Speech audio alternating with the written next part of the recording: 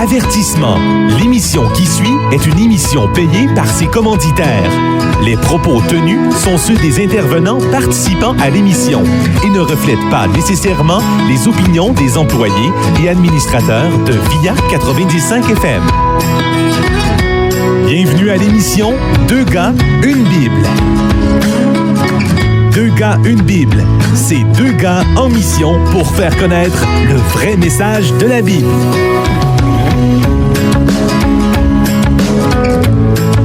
Bonjour et bienvenue à une nouvelle émission de Deux gars, une Bible avec Joël Lapierre et Frédéric Colella, deux gars en mission pour faire connaître le vrai message de la Bible. Et ici, on reconnaît évidemment que le message de la Bible est à contre-courant de la culture. Quand on veut parler de la Bible, on fait face à des objections et même on fait face à de l'opposition et on fait face surtout à des idées préconçues. Et on veut continuer un petit peu à faire du pouce sur la vague de l'article de Richard Martineau du 25 août dernier qui s'intitulait « Tu as un problème avec la religion ?» Quand?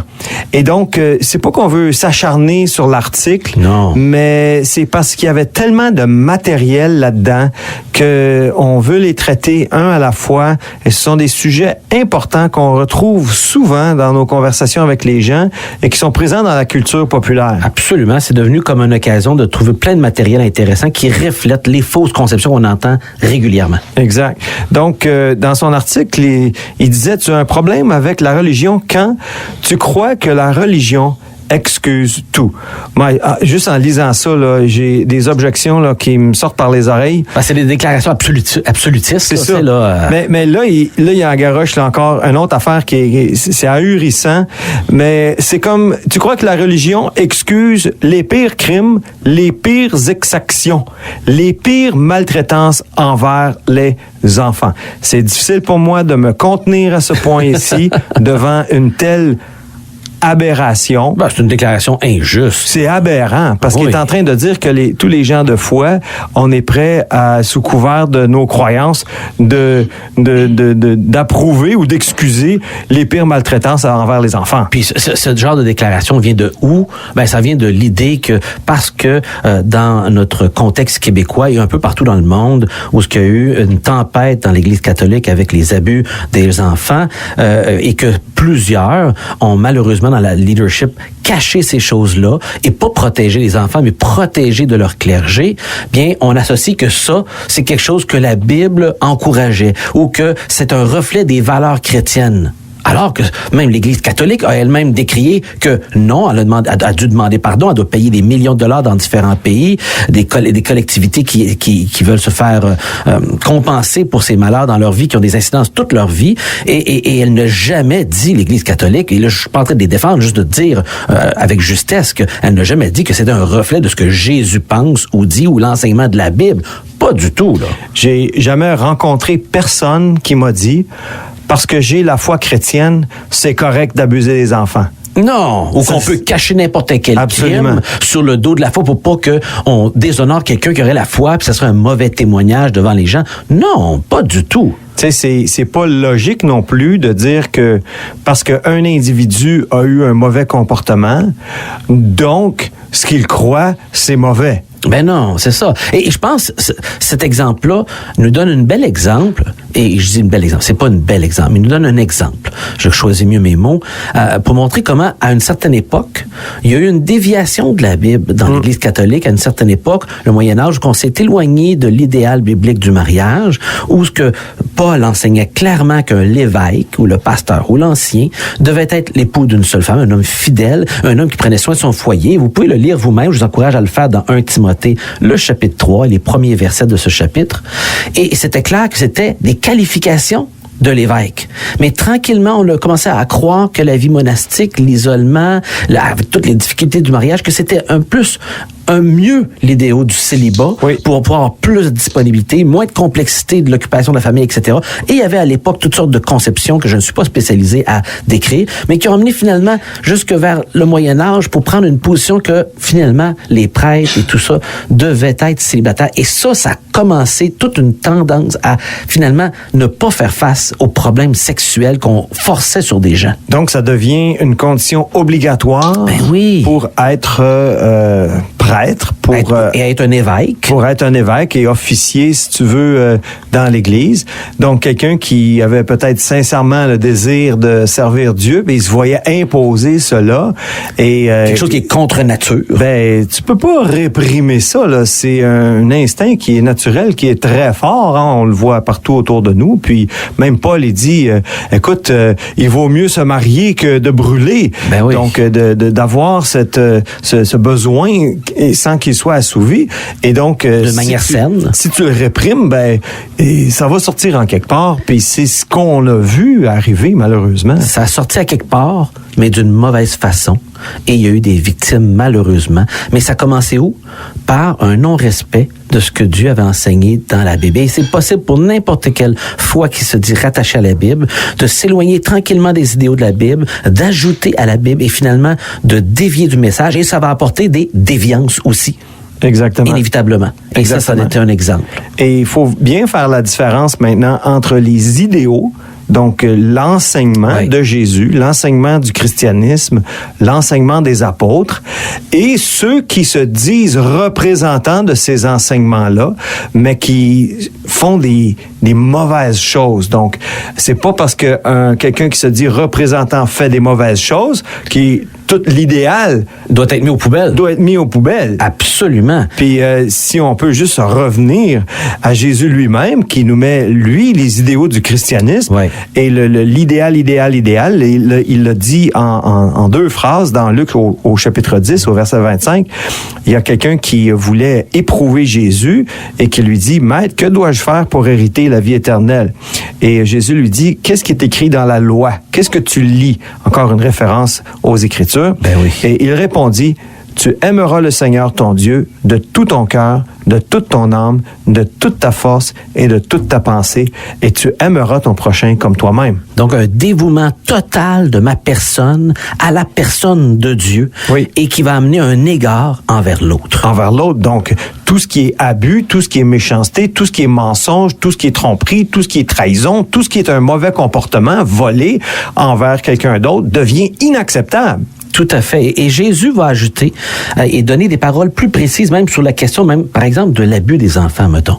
Dans Matthieu, le chapitre 18, versets 5 et 6, il dit, « Et celui qui accueille en mon nom un petit enfant comme celui-ci, m'accueille moi-même. » Donc, il est en train de dire que c'est quelque chose d'important. Les enfants, dans le cœur de Dieu, sont vraiment précieux. Et l'accueil d'un enfant, c'est aussi l'attitude d'accueil envers Dieu lui-même. Mais si quelqu'un fait trébucher un seul de ces petits qui croient en moi, il vaudra mieux pour lui qu'on suspende à son cou une meule de moulin et qu'on le jette au fond de la mer. Fait que c'est une malédiction que Jésus prononce sur celui qui ose abuser et être une pierre d'achoppement pour les enfants. Et il va ajouter au verset 10, « Faites bien attention à ne pas mépriser un seul de ces petits, car je vous dis que leurs anges dans le ciel sont continuellement en présence de mon Père céleste. » Fait que c'est le seul endroit qu'on retrouve cette idée-là d'un ange protecteur ou d'un ange qui veille sur les enfants. C'est assez spécial. Aucune autre allusion au fait des anges qui veillent sur les êtres humains que celle-ci dans le Nouveau Testament. Et donc, Jésus met ici une importance capitale envers la valeur des enfants. C'est que marquant. Si même dans toi, tu as quelque chose en toi qui va faire du mal, t'es mieux encore si t'es pas capable de te contrôler. Garoche-toi dans le fleuve avec une roche au cou. Là. C'est littéralement...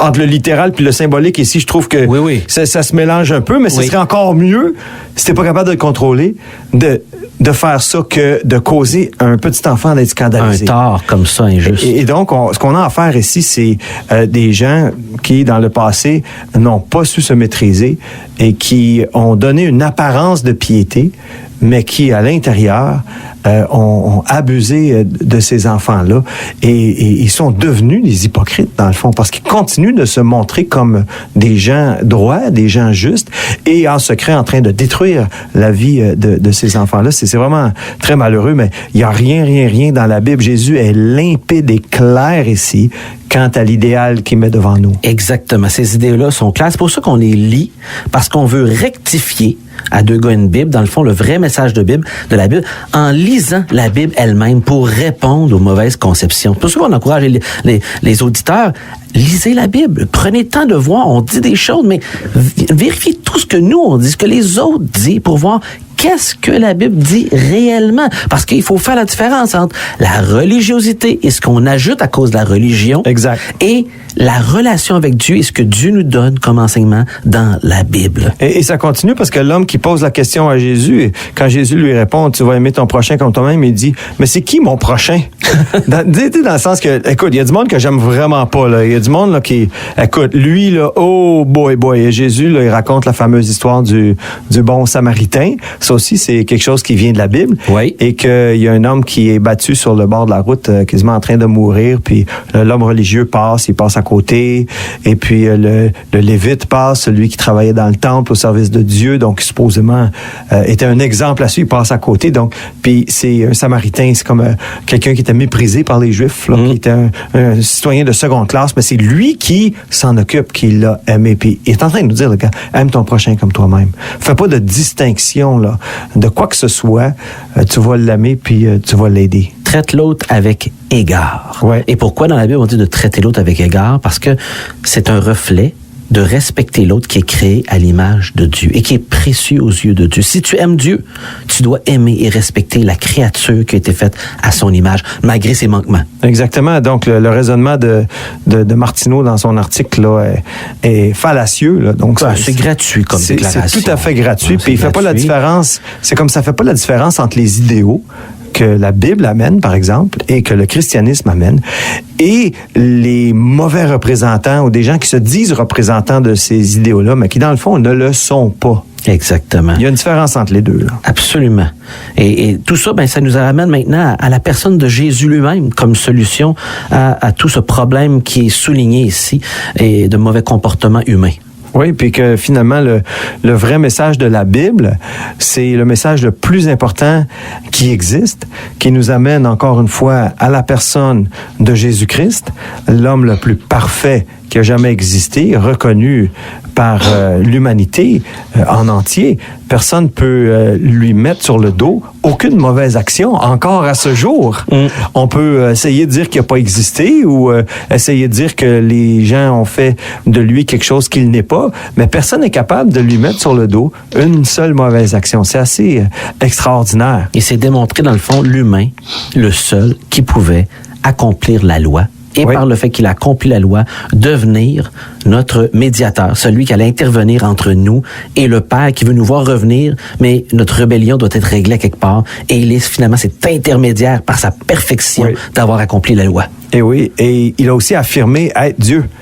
Il est l'incarnation de Dieu. C'est ce qui nous est présenté dans la Bible. On peut être d'accord ou non avec ça, évidemment, mais on peut pas dire que c'est pas ce que la Bible dit. Juste une double négation, c'est un peu dur à suivre. Mais dans le fond, la Bible, elle le dit, ça. Tu peux être en désaccord, mais tu peux pas dire que c'est pas ce qu'elle dit, en d'autres mots, là. Les déclarations de Jésus à ce sujet-là sont claires dans Jean, chapitre 8, verset 24. C'est un verset que je trouve vraiment important et précieux. Il dit, Jésus a dit, c'est pourquoi je vous ai dit, vous mourrez dans vos péchés, car si vous ne croyez pas ce que je suis, mon identité au complet, c'est un package deal, c'est pas une partie, là. C'est tout ce que j'ai.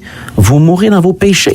C'est une déclaration absolue que le problème du péché ne peut qu'être réglé par Jésus lui-même. Oui, c'est pour ça qu'on invite chaque personne qui nous écoute à lire la Bible. Lisez l'Évangile de Jean, lisez l'Évangile de Luc. C'est une bonne place à commencer. Et vous allez voir l'histoire, vous allez être en contact vous-même avec ces paroles et porter un jugement pour vous-même. N'écoutez pas ce que les gens vous disent à droite et à gauche, même pas ce que nous, on vous dit. Nous, on veut juste vous diriger à la Bible, au vrai message de la Bible, mais ultimement, vous devrez l'examiner vous-même. Et pour revenir finalement à notre sujet, c'est vrai qu'il y a des mauvais exemples et Jésus même nous avertit de cela. On l'a vu tout à l'heure, mais on va terminer en le recitant. Mais si quelqu'un scandalisait un de ces petits qui croient, il vaudrait mieux pour lui qu'on lui mit au cou une grosse meule de moulin et qu'on le jetât dans la mer. Et même que Jésus utilise les petits-enfants maintenant comme un exemple de foi. Oui, on le voit dans Luc, le chapitre 18, les versets 15 à 17, et c'est des versets qui sont précieux pour moi, puisque mon propre père s'est converti à la foi en Jésus-Christ en 1971, suite à la lecture de ces versets-là, après avoir passé des mois et des mois à écouter, observer, lire la Bible, écouter, observer, lire la Bible, et de voir autour de lui pendant des mois parce qu'il était sceptique. Et quand il a lu ces versets-là, ça l'a amené à prendre une décision de foi. Et peut-être c'est votre cas, chers auditeurs, en lisant ce passage-là en terminant, qui pourrait vous inviter à prendre une décision. Des gens lui amenèrent même de tous petits enfants afin qu'il les touche. Mais les disciples, en voyant cela, leur firent des reproches. Jésus appela les enfants et dit, « Laissez les petits enfants venir à moi et ne les empêchez pas, car le royaume de Dieu est pour ceux qui les ressemblent. Je vous le dis en vérité, celui qui n'accueille pas le royaume de Dieu comme un petit enfant n'y entrera pas. » Wow!